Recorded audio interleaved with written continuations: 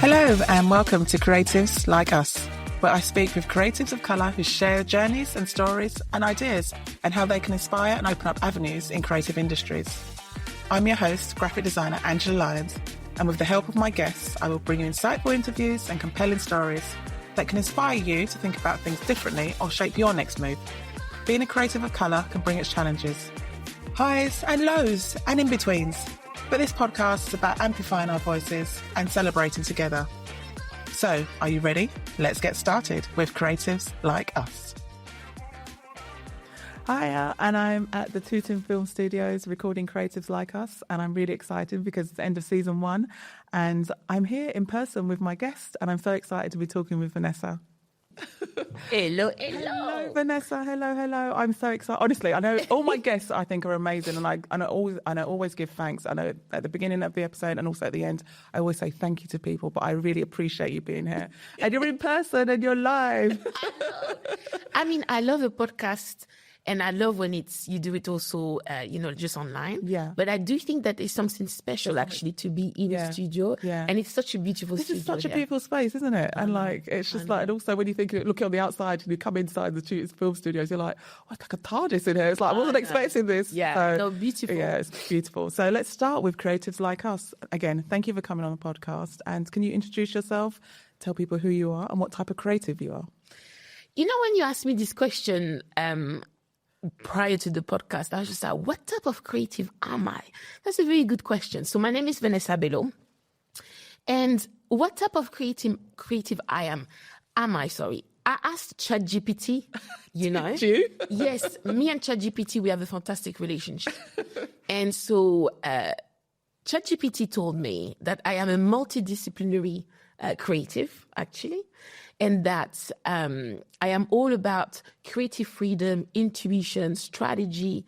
And I was like, oh, I like that. Wow. So I guess what type of creative I am is that I use creativity in my everyday work in the sense that I am a consultant. I have a consultancy boutique business where I'm an executive coach. I intervene, and I say sometimes intervene, but I create actually interventions where I help leaders to transform their workplaces to make them more human and focusing on inclusive high performance.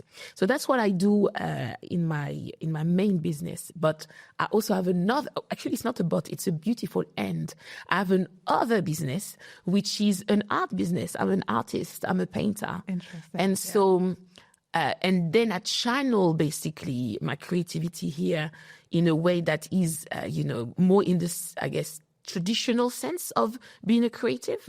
But yeah, so to answer your question, I'm a multidisciplinary creative. I love that, and especially according to ChatGPT. But the thing is, what ChatGPT does, it reads everything from outside. Yes. So it's come together and it's accumulated all these things. Exactly. And do you know what else is really interesting when you said art as a business? I find that really interesting because most people, when you talk to artists, they're like, I'm struggling, or, they won't see it as like as a business. Yes. But it's just, could you elaborate on that a little bit more? Yes, because I think that a lot of creatives just go for it and be creative, especially as artists or illustrators or designers, but you've got to work in the business angle into it. So yes, I think this is this is actually quite an interesting piece because I didn't start art or painting rather as a business at all.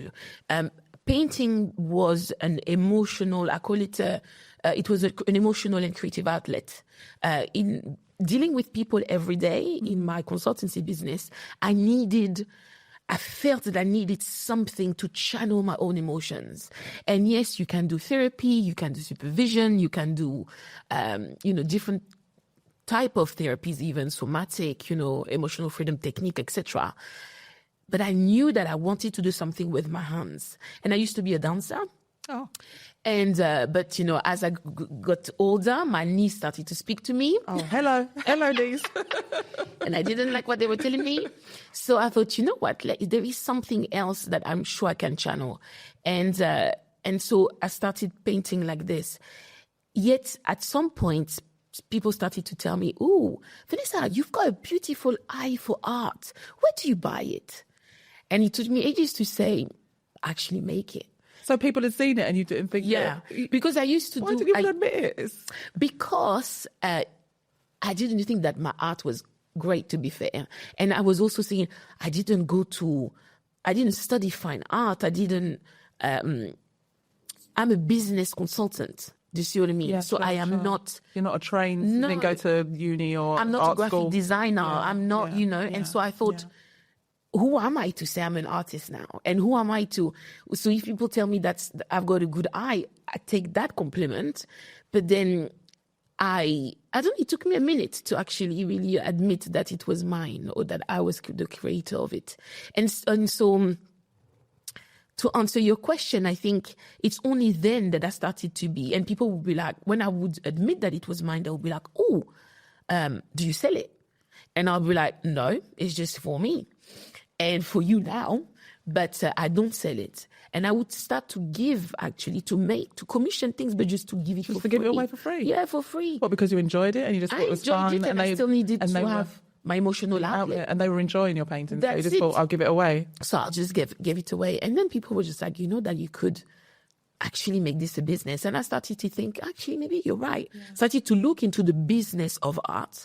And I was just like, oh my gosh, yes, I could do that. And that's how it all started, basically. Yeah. And now I look at them as businesses, like my two businesses.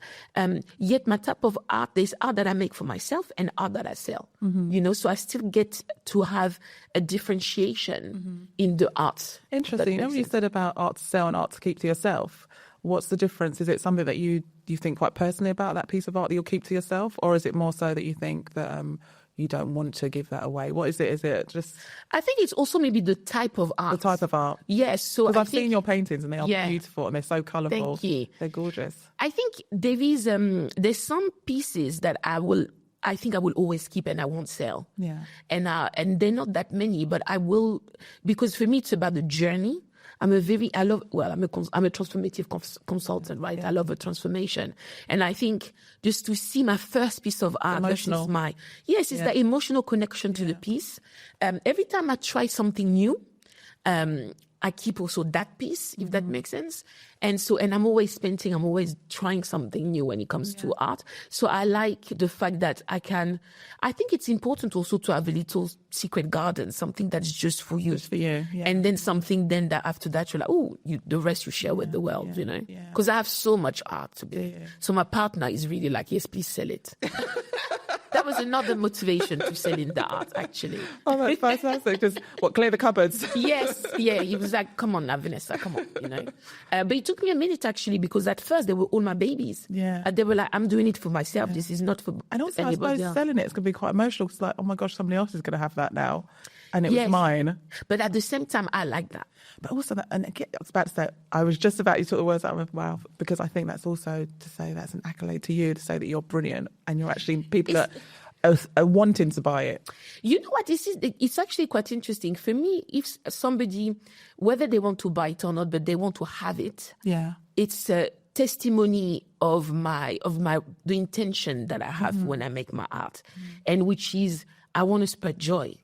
Lovely. And so if somebody is saying, I really want this, that means that the joy or my emotions or whatever they're feeling is positive enough, worthy enough for them to say, I want to cherish that and I want to have this in my private space. And so for me, it's a beautiful gift that they're giving me, if that makes sense. Yeah. So for me, that's that. It's quite interesting. It's very emotional again, It's and it's not necessarily a testimony of the brilliance of my art, is a testimony that the emotional connection that I wanted to create and deliver has been realized, if that makes sense. Yeah, it does make sense. Definitely. That does make sense. Yeah. Just going back to your other business, on the other side of things, because that's more of I want to say the word corporate. Yes. Is it corporate? I work with a lot of corporates. You work with a lot of corporates. Only corporates, actually. So how is that for Vanessa walking into these corporate spaces? Because I've met you before, obviously, and when we've met online, but we actually met at the Creatives Like Us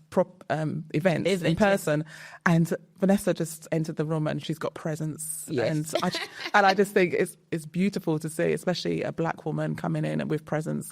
I just think sometimes in the corporate world, do they know how to handle that, or do you just think I'm here and they're gonna have to deal with it? yes, I'm here. You know what? This is very interesting because that's a question that I used to get a long time ago. By the way, I'm 42 years of age, so I just turned 42. Lovely. And when I was younger, because this energy of that presence, as we say, I've had it for a while,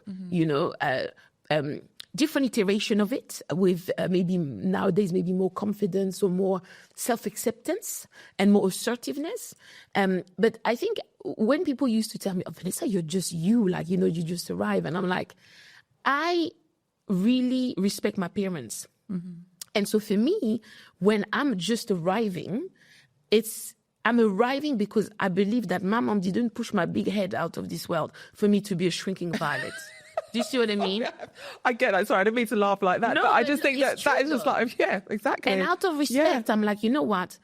And no disrespect to anybody who feel that there must be a shrinking violet, but that's not the agenda. I also have parents who are my mom is a force of nature. Do you see what I mean? She's a very generous soul. When she's somewhere, just her love, she's here, she's present. And for me, and I've always found that very endearing. And she will connect with anybody. And I think for me, being a consultant, in my other business, I find that it's a gift. It's this idea of, and of course, not everybody likes my energy. And I used to say that I was a bit like Marmite. You either love it or you're just like, ooh, team too much, that's not for me. And that's okay. And I think I even now write it I have a slide that I use when I introduce myself, and there is a box that says official member of Team Too Much. So then I tell people, I announce to them, I said, with me, you get passion, expertise 100%, but my voice will go up and down. I will look at you in your eyes. I will lean in. do you see what I mean? I used to be a dancer, so I use my body. You're using your whole body. Yes, I use my body. To really connect and engage with people. And that's like, again, it's creative. Yeah. Exactly. That's another skill, a creative skill. It's a creative skill that I use in connecting with people, because what is really creativity, right? Yeah. I do believe that this is something to enable people to feel actually included, really, and it enables you to create this beautiful connection, relationship. So that's what I do. And I think it now has become, I think, a little bit of a USP, like people know that with me, you get a human journey, They're getting everything, everything about you. Yeah. I'm not a shrinking violet at all.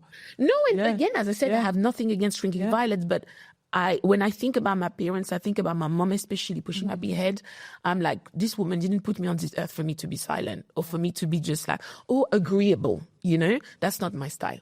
Did your mom always tell you that, or is it something that? Yes. Does she always tell you that? Yes, for me, I was born with 12 fingers. So from day dot, I was already different, and my mom actually nurtured that difference. She was like, you could erase it, because she actually refused. The surgeon, actually, let me tell you the story. So my parents, my mom's gave birth. The surgeon says, you've got a beautiful daughter. She's got a few extra bits. And so my mom was like, what do you mean? And she said, well, she's got 12 fingers. And my mom says, well, better 12 than 8. Abundance, for her. And this is the thing. My parents are almost positive psychologists, like without knowing it. And so for them, it's really like, oh, wow, this is amazing. Like more is more.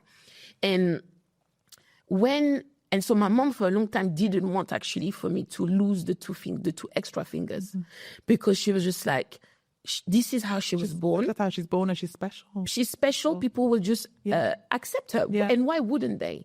This was, for my mom, it was the why wouldn't they? Yeah. When after a while she realized, oh gosh, this girl is going to be bullied. So then, reluctantly, I had to have an operation to remove the fingers. But she was really proud of my difference. It's sad that you had different. Yeah. And so she knows. Isn't that sad, like, going back to your mum, thinking that she was thinking about other people, the external people, like say that you might have been bullied, that's why she did it. And it's just, that's sad in the world, isn't it? No, but I got bullied by my older sister. And I was your sister.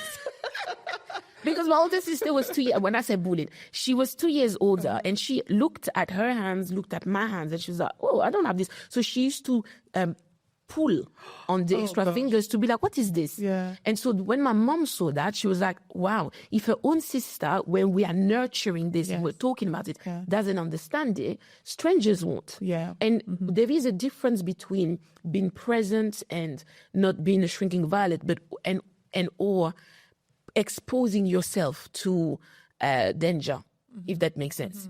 And she was like, I don't want that for my child. So this is why. Then she was like, actually, maybe the world is not ready to accept difference. Yeah. And so therefore, she'll have to conform a little bit by removing the 2 fingers. And she did that painfully, which for me is a testimony of them accepting just difference and being open-minded. That's how I read it now. But we've always spoken about my 12 fingers, even though at some point they were not there anymore. If that makes sense. Yeah, of course. And so it's still part of my identity. Of course, now, and you're talking about it now. Yeah. So, and for a long time, I didn't talk Yeah. about it, to be honest. But I realized that it's part of your story. beautiful. It's beautiful, and it's part of your story. Exactly. It's like, yeah. Yeah. So going back to how you got into art and starting your own career, was there somebody in particular that was like your catalyst connection that made you think, oh, maybe I should do this and this is my right career path? Because we're all made up of like different stories and different, again, sliding door moments, but there's always that. There's in my life, there's always been, for my career, there's been about three or 4 different people that have just been like, you should do this or try this or think about this. And I just wondered if there was anyone in particular at different stages that you want to talk about and share with us. Yes, so I will focus on the art piece. So I've only started painting about 6 years ago. And because I've always wanted to paint, but I was always telling myself, oh, how dare you think that you can just go to a shop, buy a canvas, buy brushes and paint. And that is it's very interesting because that's a very French way of thinking. As I said, I didn't study fine art and things like this. So I was like, and it was how dare you? And then I met, so my current boyfriend, soon to be fiancé, note. Like as a woman, you've got just to give them. Wow, you're just like signaling for the podcast. What I mean? Like when you listen to the podcast, like this Nudge. is, it was hello. And so when I met him, he painted and he was not a painter. Like that was not his job. He didn't have a business or anything, about painting. And I was just like, you just paint. Like, wow. And Just he was like just that. like, Yeah. and at the time he used to say, and why not? Like, why wouldn't I? Yeah. If I want to do that, why wouldn't I? And I was like, wow, is that just your philosophy of like, why not? Why not? Yeah. And actually, we have a painting that we did together, and we have written "Why not" on it. Oh, that's beautiful. Because it became a just do it. Yeah, it's your mantra. Yeah, exactly. And so I was like, okay. And one of our dates, actually, early on, he took me to an art workshop, and he was like, okay, brushes, canvases, paints, buy. Let's go. And I just took that. I went home and I painted for 5 hours and I lost track of time. And I was like, oh my God. And I found peace, and I thought, wow. So he was the first person really who got me to just do it, GFDI, as we say in English. And then people, again, as I said, during COVID, I was tired of looking at an empty white wall, because I spent a lot of time Well, I suppose in we're meetings. and we're indoors, aren't we? Yeah, exactly. Yeah. And so I had this white wall behind me, and I was looking at white walls, and I was like, oh my God, this is so boring. I need to be inspired, and color inspired me. And so I thought, you know what, I will just paint it, because yes, I could buy it, but actually let me paint it. So I painted, and then I covered all my walls. And then this is when people started to say, oh, wow, this is amazing. Like, where are you? Is this? And actually a lot of people didn't believe that it was a real wall. They were like, is this an image? Is it like the Zoom backgrounds, Yes, exactly. the backdrops? Is it a picture? And I was like, no, this is real. And then after that, when people started to say, this is really nice, where do you buy your art and stuff? That motivated me to be like, oh, maybe I've got something. And then about 2 years ago now, I went on I'm part of a writing club in the morning. Another creative outlet. Yeah, true. Between 7 and 8 and in the morning. And the first time I joined this writing club, they stopped almost, and they were like, what? And they were like, you are like, move it, it was like, you had to move. move, please. And I was like, okay. And they were just like, listen, we are art people. Like, we love art. We don't make it, but we love it. This is something. You need to do something. And I was like, oh my gosh. And this group with my partner really gave me the confidence to answer my first open call, with a painting, which got selected actually. And so what's the open call? Can you explain? Sorry, so an open call is so either a gallery or it's a bit like a competition almost. So you enter it, and so you submit 3 pieces or 1 or 3 pieces, and then there's a selection process. And the first one that I entered, 3,000 paintings got entered, 144 got selected, and I got selected. You're one of them? Yeah, I was one of fantastic. them. And my painting got exhibited at the Bankside Gallery in London for 2.5 weeks. Fantastic. That was last March, and I did it again this year. And again, I got selected out of 108. I actually did the preview yesterday, the private view yesterday. Yeah. And it's really amazing because, again, this got me that I'm an artist. Yeah. And so... And you're with your peers. Yes, exactly. And then you start also to discover that being an artist means so much and also nothing at the same time. Because, we always have this idea that, oh, wow, depending, you have either an idea of a struggling artist, or you have the idea of somebody making like money out of it, a lot of money, with a dot, like, you see what I mean? I'm not going to, diss anybody, but and so when my art is very layered, as I said, there's a lot of emotion in it, and so. But it's beautiful just to share it, and but that's how really I started. That's what gave me the nudges. Yeah. And also getting recognised and actually picking your art and saying, so you believe now. You believed before, but it took a while to get there. Yeah, but you really believe that.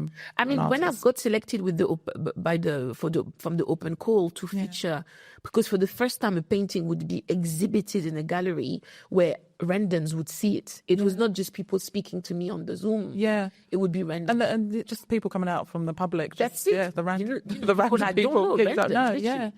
And I was like, okay, now I'm an artist. Yeah. Like, now I can say this. Before, I would say, I paint. Yeah. Now I say I'm an artist. Do you advertise your art? Just out of interest, do you advertise your art? Or do you like promote it as such? I need to do this more. Yeah. Much more.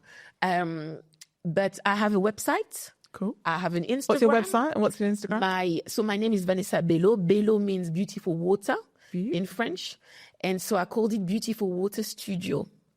Because why not? Is that why? Because I was looking at that's amazing. I love that. So Belleau. And again, this is, my parents. And again, that's very interesting because culturally, my parents at first, when I started painting, they're like, oh yeah, your little hobby. And now if I go to, especially my parents are divorced. If I go to my dad's house, it's a gallery. Like of all your artworks. Yeah. And every time he comes to see me or I go to see him, he's like, okay, what are you bringing me? I said, oh, do you need any shopping from London? Because, he lives in Paris. And he's like, no, your art. Like, I want new art. And I was like, oh my God, I thought it was a little hobby. And he's like, no, it's not. I'm very proud. Oh. And when his friends come to the house, he's like, oh, look, she's giving me this. It's got a new one, a new piece. And he's very proud of you. Yeah, exactly. It's beautiful. That's so nice. I miss my parents, can you tell? Oh, well, you have to go visit them. Well, I just went there. I was there 2 weeks ago, so really it's not that long, but it was a beautiful... So you miss them already, yeah. Yes, I think it's interesting, isn't it? Because as things shift and, you transition into different things, I think you remember who has been with you from day dot. Exactly, and what they've done and the sacrifices. I know for me personally, my sacrifices, my mum and family, especially more so my mum. It's quite amazing because you only realise that when you start getting older as an adult, because before when you're like young and you're like, whatever, what they're going on about now. Exactly. But now it's just like you really appreciate them. Very much so. And I feel very grounded actually. Yeah. So which is beautiful. Yeah. So I feel seen and loved. You are loved, Vanessa. The other business, how did you get into that? Because I'd love to know about that because... Is it High 15? Yes, High 15. High 15. Where did that name come from? And tell us a little bit more about the catalyst connection in there, how you actually started. Because one of the aims of this podcast is to actually inspire, especially the younger generation, because sometimes there's not enough, I suppose, role models or people that look like us that they can say, oh, I can go and do that job, or I can be an artist, or I can be a graphic designer, or I can be a poet and make a living from it. Yeah, yeah. So it'd be interesting to see how you actually set up your own business, the High 15 business. Yes. Yeah. And Okay. who was your catalyst connection in that? Yes, that's an interesting story also. Actually, I love stories and I have many. But that's the whole point of podcasts too, because we love people love to listen to a story. So High 15. So yeah, Beauty for Water Studio, art business. High 15, consultancy business. So when I was looking, so I never thought I would be an entrepreneur. First of all, let me just set that out clearly, because I thought that my life would be, so I have 2 master's degrees, right? What are they in? I have a master in business management, so marketing, corporate finance, etc. And then I also have a master of science in European business administration. So very business, basically. And I was not, so I was set out to, I thought that my path would be, I started my career in data. So I used to be a data analyst in fashion.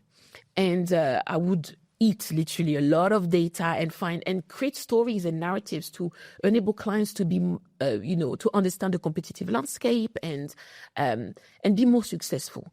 And grow just basically and understand their customers, etc. And I thought that this was really my path, like I joined the biggest market research company in the world, and there was a really clear, beautiful journey and path. And you were on it. Were you going? Yeah, every year you can get promoted at the beginning of your career. Then after that, it's every 3 years, whatever. There was a path, and they were really much more around growth. And do you see what I mean? Like we had trainings, etc. So it was beautiful, really. But funny enough, it was not creative enough. So data, and you can be really creative with data, don't get me wrong, but at the time, market research was really around a lot of graphs and a lot of lines. And when I wanted to have one number on a page and say, guess what this is, and then start that story. Yeah. And nobody was really doing that. See, the thing that means they do get that now, though, don't they? 100%. But as I said, I'm 42 years of age. I started, I was 22. So that's 20 years ago we're talking about. And at the time, it was really much around all the numbers need to be on the slide, And so anyway, so I thought that this would be my path. I changed career actually a little bit, pivoted within still data, but I did different things that made me feel that there would be a little bit more creative. So from syndicated research, I became an ad hoc researcher. Ad hoc was much more short-term. More fluid and just... Fluid. Yeah. It was about product also, because then I started to work in beauty. One of my key clients was L'Oreal at the time, and they would come out with like a new mascara. First, I would get the mascara. Get the product. For free. So that was always a great perk. Yeah. But I would also... it was much more dynamic. And for me at the time, creativity meant dynamism almost. And, but High 15, then I got headhunted to be part of a trend forecasting business. And they wanted to create a consultancy division. And they wanted, and most of the people in this organization were designers, actually. They studied design and they were very creative. When for me, they didn't want somebody creative necessarily. They wanted somebody who came with the hardcore data. The data and the business side. Yes, and the business side, the commercial, understanding the commerciality of things. They had enough creatives. They had enough creatives. So that was me. Yeah. But for me, it was the best of both worlds, because again, it was in fashion and I loved fashion. Fashion, beauty, design, creative industries, basically. And it was very much around the best of both worlds, in the sense of, yes, I could really come in with my more, I guess, rational hat on, and I would work with creatives, Like I remember in that business, we used to do we used to work with Pantone and you do color forecasts. And as in Pantone, the color? Yeah. Oh, wow. Yeah. I used to, yeah. So we used to work with them. But at the time, I remember, I was like, sorry to interrupt, did you ever get to choose colour of the year and things like that? No, so colour of the year is actually our forecast would enable Pantone, to choose the colour of the year. Because we used to gather a lot of data and we used to study emerging trends. Right. And I remember, I think it was my first week or something, I went to the head of colour and I said, why do we need so many blues in the forecast? I don't understand. Like, there is just light blue, maybe denim blue and dark blue, or navy. And she's looking at me, she's like, you do not know anything. And I was like, no. And she's like, okay. And then I said, treat me like an intern. So then she taught me color. But it was, that was beautiful in that way. But anyway, what happened is that I remember, because I became then at some point the regional director for EMEA in that business, for the consultancy business. And my job used to go and work with clients.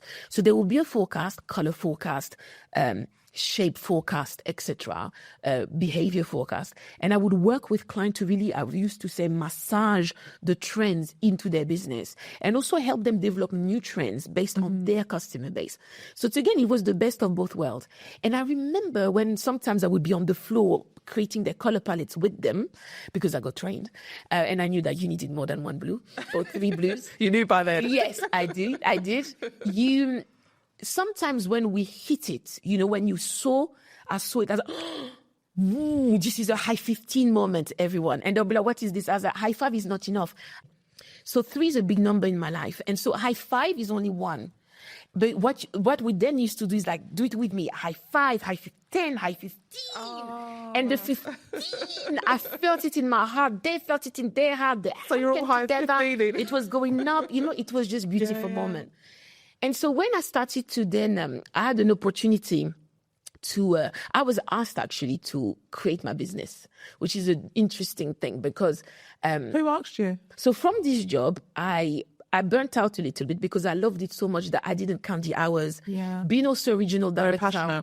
Very passionate, working very, very much, twice as hard, even more, and managing my team, managing the P&L, profit and loss, etc. And I used to also travel 7 months out of 12, right, for 4 years, for 3.5 years. Yeah. It was a lot. And I burnt out, right? I think physically more than emotionally, actually, first. I was tired. I also had fibroids.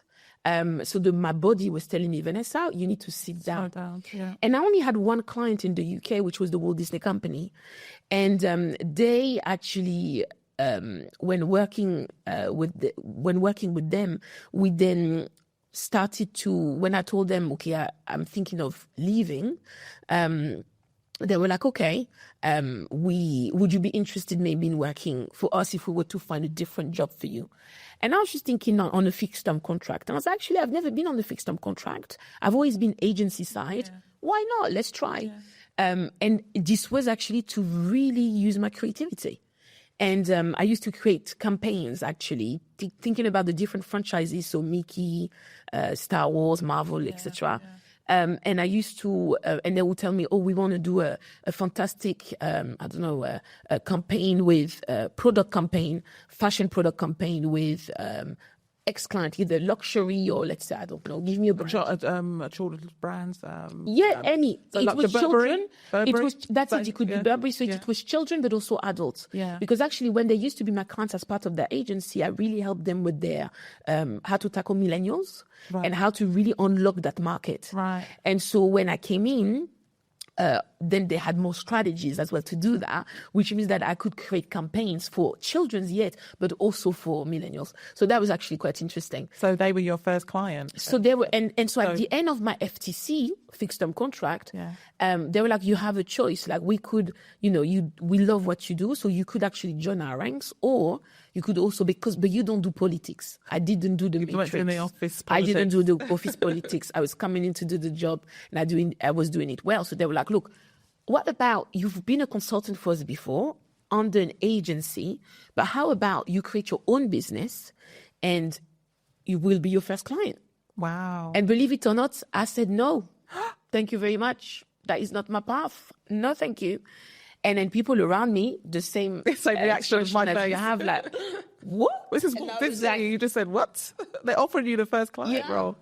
And actually, people asked me just a simple question. They said, do you know how hard it is to find the first client? I said, no, I do not, because I never actually sat down to think about it, because that's not my path. I'm not doing it. And then in the end, they said, you could just do it for 6 months and I was just like, actually, yeah, let's try. Why not? I have a learner mindset. I love to try new things. Yeah. And I said, why not?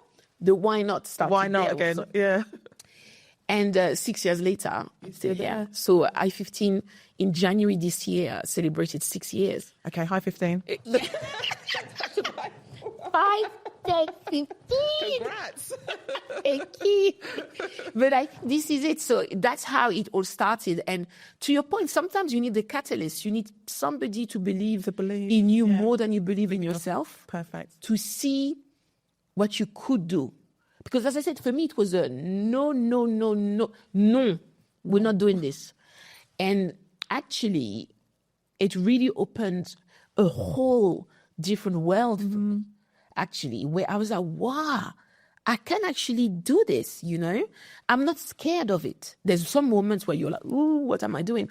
But the thrill. But the thrill, and also they believed in you. They saw you. You were actually doing the roles anyway. Exactly. The work before. Yeah. Believe in you, and they wanted you and your passion. Yeah. I can't believe you said no at the beginning, though. But you did said a U-turn, though. You did a U-turn. I did the U-turn. And also, you know what is beautiful is that when you actually start to believe in yourself, I think there is something beautiful, which is other people that, you know, of course you need sometimes reassurance, but other people believe in you. So when I started to say, and thank goodness for LinkedIn, and, you know, for social media, there's a lot of negative things about social media, but there's also some beautiful things about social media, which is when you are announcing something, I now have my company. Funny enough, I registered the company, but I didn't have a website for maybe a year and a half. You know, it happens. Because for me, I was still dabbing into. And it's also that confidence to say, I've actually got a website. It's part of my business. But you had some presence on social media, so people have seen you from there. Exactly. And you were telling your story from there. That's it. Yeah. And not often, but then people are like, oh wow, you're doing this amazing.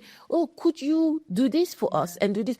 And this is how the business grew. That's the thing. If you don't tell people, how are they going to know? How they're going to know. So this is why, from an art perspective, when you told me before, I really realized now I really need to talk about my art. You need to talk about your art. Yeah, much more. When we first met, I knew you were an artist and I knew you had High 15, but I didn't know the dynamics of it. Yeah. So maybe this podcast could be just push this out. 100%. And you could tell people exactly what you're doing. It's funny, interesting. The other day I was listening to a podcast and I actually texted the lady afterwards. I said, I didn't know you did that. And now I know. It's just like, you've got to tell people. Yeah, you've got to tell people. And I think but you know, it's the business of art again, when we go back to that. Now I've organized my calendar so that I spend time on the business of art. Because painting, believe it or not, it's quite easy for me now. Also, I feel I have found my signature style. And your style, Yeah, so I know I have a method. I love that process. I get a lot from that process. And I create something that I'm like, yes, I'm proud of that. When the business of art is we have to spend time on it. Because, you know, I was even thinking the other day about, how do you talk about your art? Saying you're an artist, Spencer, is not enough. Saying, though, you know, showcasing, you see a lot of people on Instagram, whatnot, you see them paint, but that is not what sells the product, because at the end of the day, it's a product.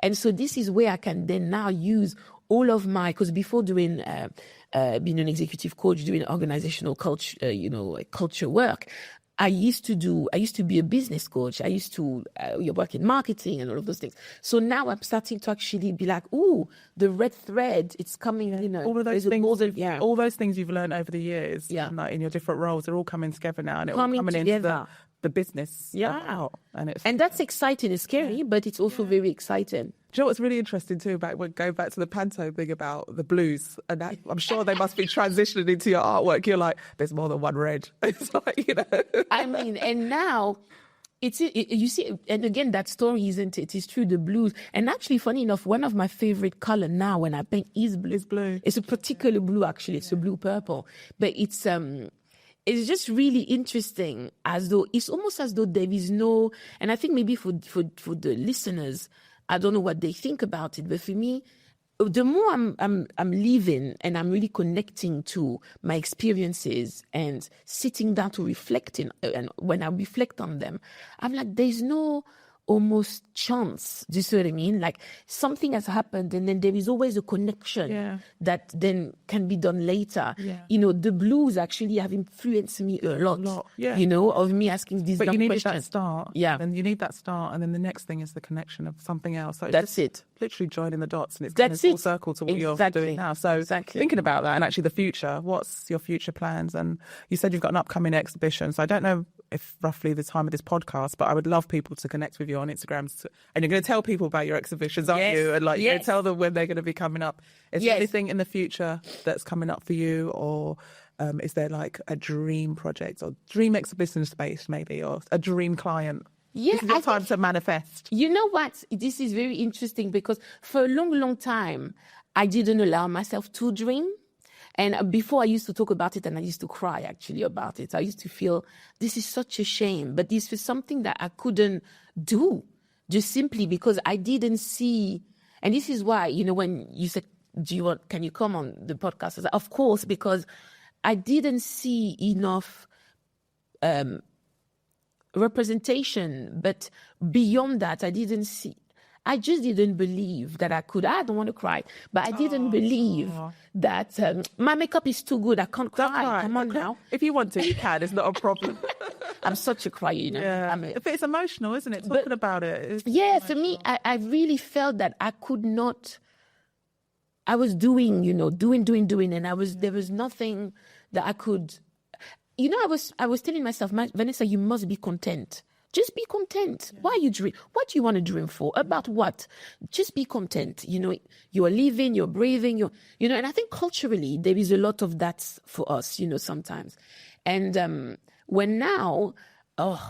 so dreams, are you ready? That's the question now. Even to myself, I'm like, girl, are you ready? So the dream is, for me, a few dreams. But one, I would love to actually have corporate clients, but art. Fantastic. Listen to me. Look at you said it. You've put it out there. So do you see what I mean? So in places, basically, I have my art, you know, in cafes, in corporate spaces, in basically public spaces, right? Because I do think, because why not? And I know that my art is different, you know. Every artist says this, but, you know, I know that my art is striking. So why not? So that's one thing. Two, one day I would love to have a solo exhibition. Because now I'm featuring in exhibitions, but as I said, I've only started. I'm a baby, like toddler in this. But this year I decided that I will do many more. So I will answer many more open calls to put myself out there. And also I'm doing some art fairs. Which is a different thing. So there's exhibition in galleries. Brilliant. And you have fairs where actually you sell your art. You don't have to be there all the time, but the prices and the different art fairs, you know, but like I joined, so I got selected to be part of an art fair where they told me we only want pieces that are over £1,000, well over £1,000. And I was like, okay, I was going to price this maybe £50, but okay. No, this is where I changed my pricing structure. Right? And again, all of this is about confidence. Confidence. It's confidence. Yeah, it's beautiful. So that's something that I want to do more of, like art fairs, putting my art out there, getting much more feedback. But yeah, definitely, I would love to also be in corporate I think all places. of those things are so achievable, Vanessa. I know it's hard work, but you said you're going to put time in your business. Yes. All of those things require research. Yes. And also talking to the right people and meeting the right people. Exactly. And just like putting yourself out there. And with the talking to the right people, the other dream is, and which I'm achieving somewhat thanks to you, actually, thanks to Ayo, is to be in spaces where I am with creatives. Yeah. And with people who, like you tell me, you know that this is just, girl, dream bigger. Do you see what I mean? Yeah. Because we all need that in our lives. Yeah. And this is, again, another reason why I'm doing a podcast. We do need this in our lives. We do. And we do need to keep on telling people. That's the thing. Keep on telling people. I'm telling you. What we're doing. And it's however daunting it is. And I think this is a piece also where I'm French, right? So this is another thing. French people are seen to be arrogant. But I do think that this is not arrogance, you know. I think it's self-love. Yeah. You know, when you actually are like, wow, this is what I do.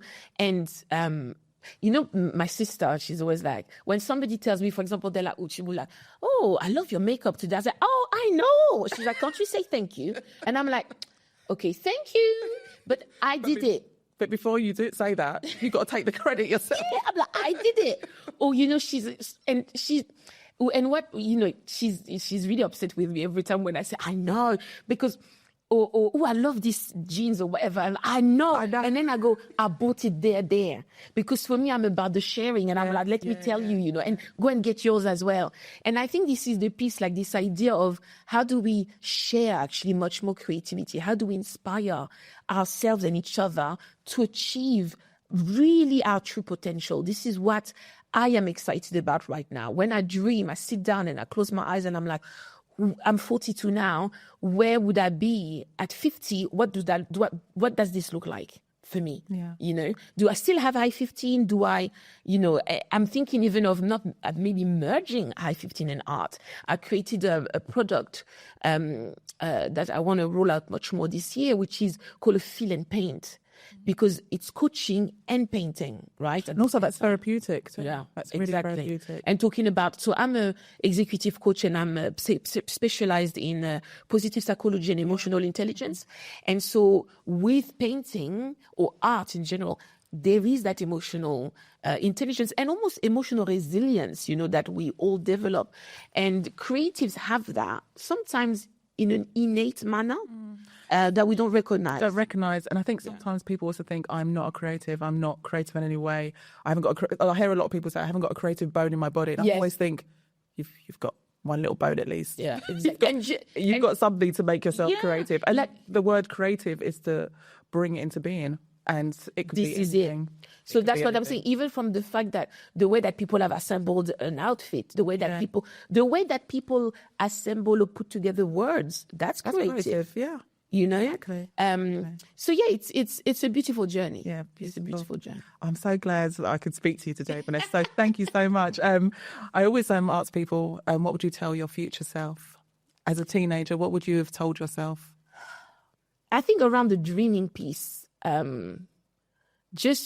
you don't have to think about, okay, yes, I'm going to.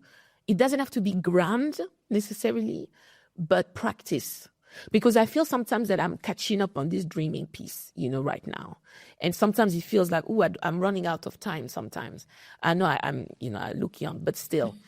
Yesterday I was told, I went to, as I said, to an event and two people, 26 and 25, they're like, oh, we thought you were 30 years old. I said, oh, thank you. Because there is a difference when you have people who are like 50 something that, you look young. Yeah. When you have young people telling you that you look young. I know. So I'm like, oh, thank you. I know. It's a great feeling, isn't it? It's a great feeling. But at the same time, sometimes I do feel when I speak actually to 20-year-olds that I'm running out of time a little bit because now, all of a sudden I'm 20 years older than them.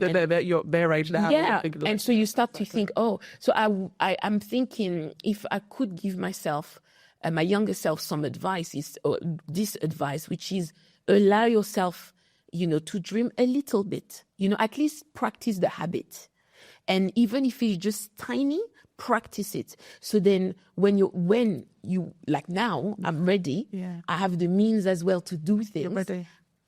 The dreams becomes much more exponential. So keep dreaming. Yeah, keep dreaming.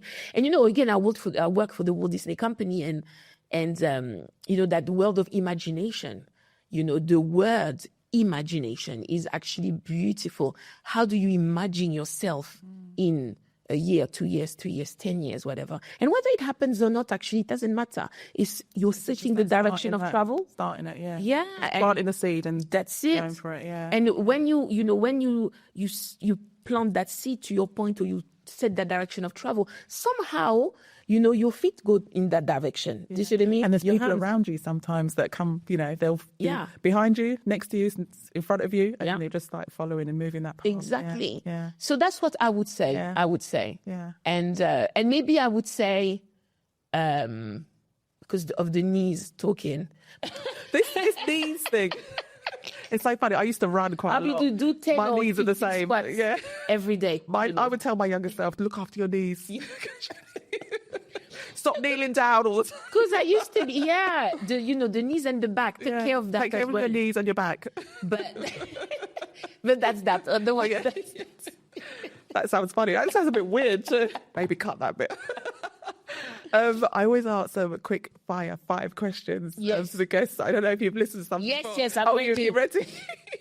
So you've got to answer them one or the other. So crisp or chocolate? Chocolate, but dark. Okay. 85%. 85%. Yes. Okay. Particular brand? Not necessarily, but Okay. 85%. Okay. Beach or forest? Forest. Book or Kindle? Book. Reggae or soul? Reggae. Patty or a sandwich? Patty. You know what? What I wanted to do is to be quick because, I heard that other people are just like, oh, I don't know. As I listen, it's a very simple thing, this or that. So come on. I'm quite happy that I was at. I'm going to have to change these questions the next season. Yes, you should actually, because then people know. Maybe I'll talk to you about that. Yeah, let's do that. But I love those. And by the way, it's everything, but in this moment, it's more patty, it's reggae. I was listening actually to some reggae, dancehall, raga on my way here, so that's why you're in the mood for the raga. Yes, yeah, exactly.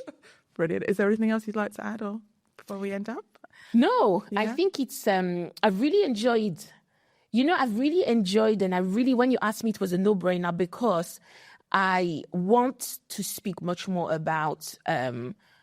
Me being a creative, actually, me as a creative. And when we did the event, that's, when I was the keynote speaker, that's what the keynote was about.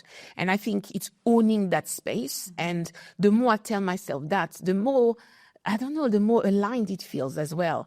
And so I just want to thank you actually for this opportunity because often I get asked to speak at, on podcast about High 15 and Beautiful Water Studio. And maybe it is because I don't talk enough about Beautiful Water Studio, but I was able to talk about both today and I'm very grateful. How can people find you and connect with you if you'd like them to connect with you? Yes, please connect with me. So I'm on LinkedIn, actually. So I do, and on my LinkedIn, because it's me, so it's Vanessa Belleau, I do talk about creativity and also High 15, if that makes sense. So Beautiful Water Studio and High 15.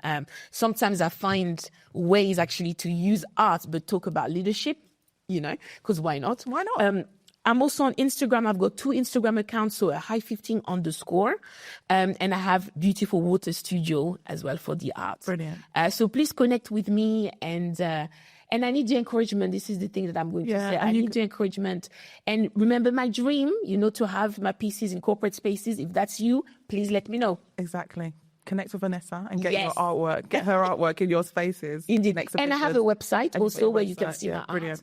Beautiful Water, so www.beautifulwaterstudio.com. And for the other side, High 15, it's simple again, www.high15. And 15, by the way, is never the number in number form. It's the letters, right? So it's 15 letters spelled out, .com. Lovely. Thank you, Vanessa. And thank you for coming on Creatives Like Us. And it's been such a pleasure and do you know what? It's such an honor meeting you too. And for you agreeing to be with me. It's just I know, I'm just getting this oh my God, warm fuzzy. It's just so cool. Yeah, so ridiculous. It's not ridiculous at all. You should have seen the feedback we got from the event. I need to share it with you from the event. Please. And your testimonials on that was just out of this world. I'll feature them on my website. So thank you. Perfect. So thank you so much, Vanessa. Thank you. Merci beaucoup. Merci.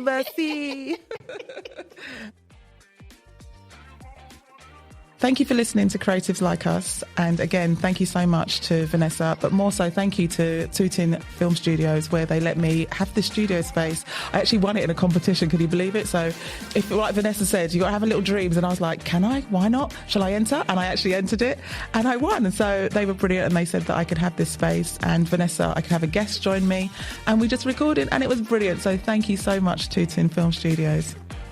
Let me start by giving thanks. Thank you for tuning in to Creatives Like Us. I hope you enjoyed this episode and found it thought-provoking, inspiring and entertaining. If you did, it would absolutely make my day if you could share, subscribe, rate, review, wherever you get your podcast from.